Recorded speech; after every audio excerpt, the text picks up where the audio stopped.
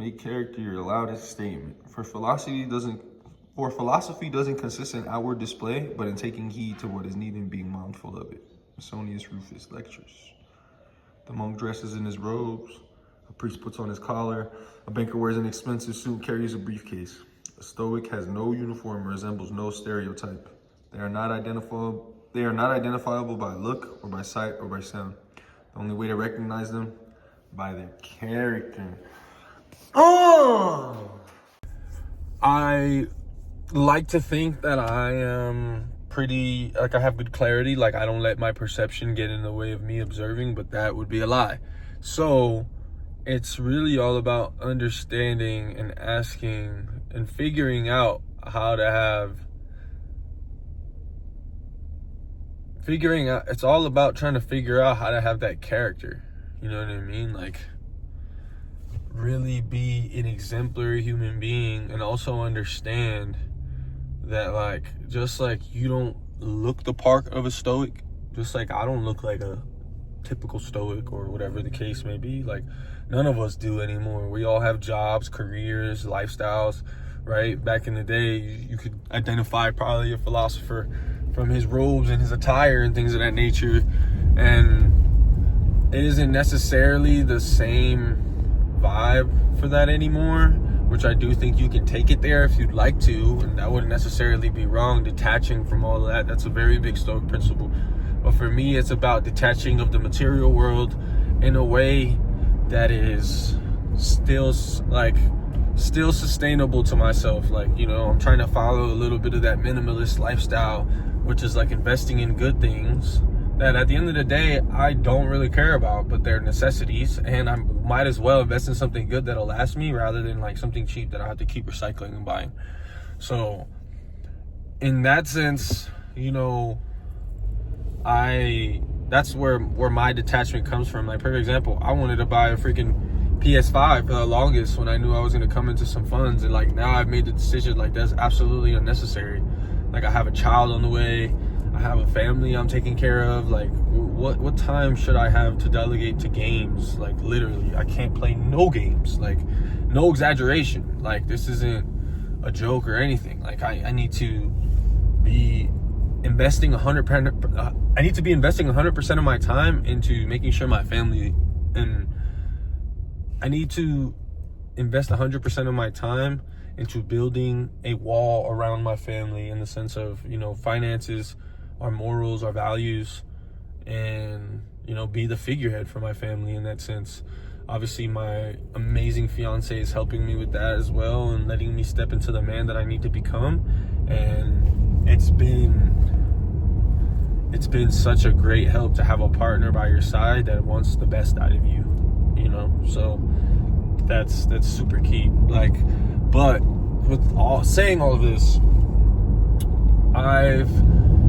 I told myself in my journal that, you know, knowing that character doesn't come with a uniform, you know, being a Stoic doesn't come with a uniform. I need to understand and be open to understanding that it doesn't always come how I'm ready to receive it or how I think it should look.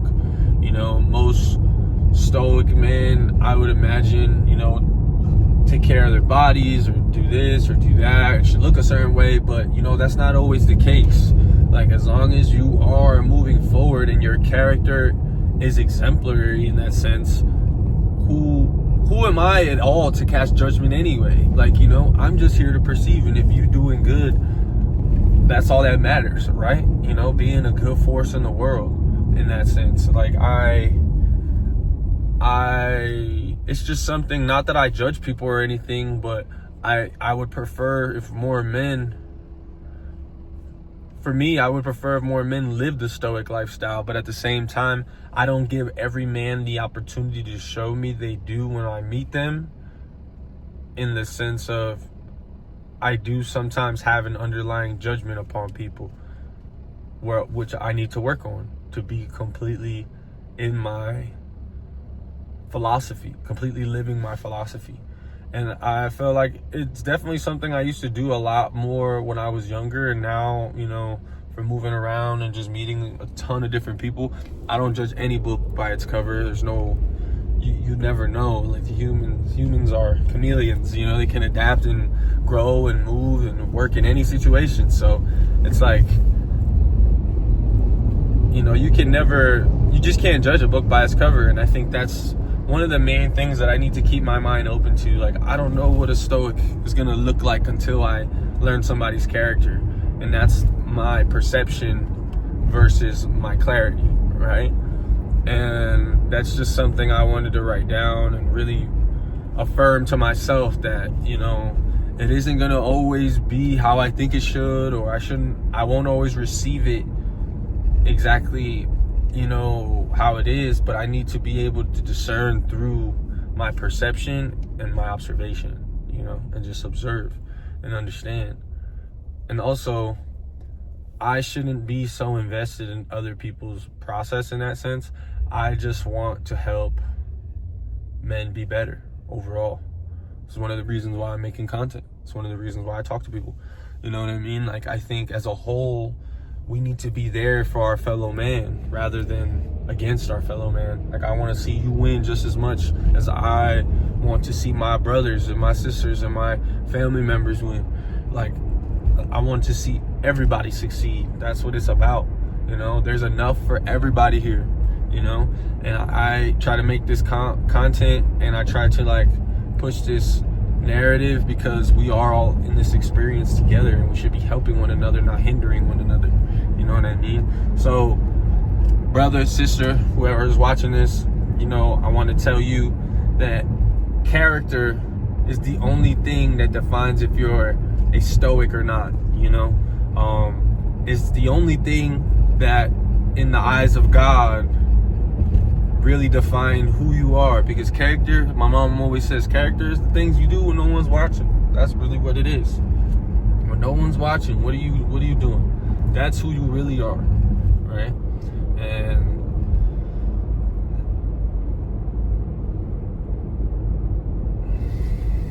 And through the word, through philosophy, through a whole bunch of mediums, right? Through self-help, through self-care, through the power of now, through everything. It's all about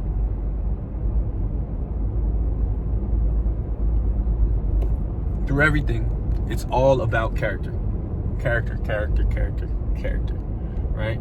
And it's about loving unconditionally, having empathy. It's about being honest, about being observant, you know, being unopinionated in ways that don't suit you. Like, you know what I mean? Like, there's no reason for you to have opinion on every single thing.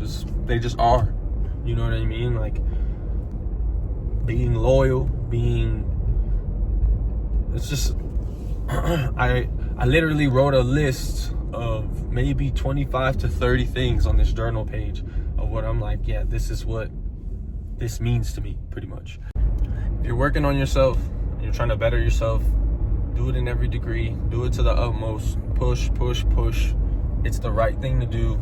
You're gonna be better to yourself, better for your family and your friends, the ones you care about, and better overall, just spreading the message that everybody needs. You know what I mean? Like, and I commend you for working on yourself. I'm proud of you. I'm cheering for you. All those things, you know. Let's push together. Let's move together. Let's push the dial forward, not backwards, right?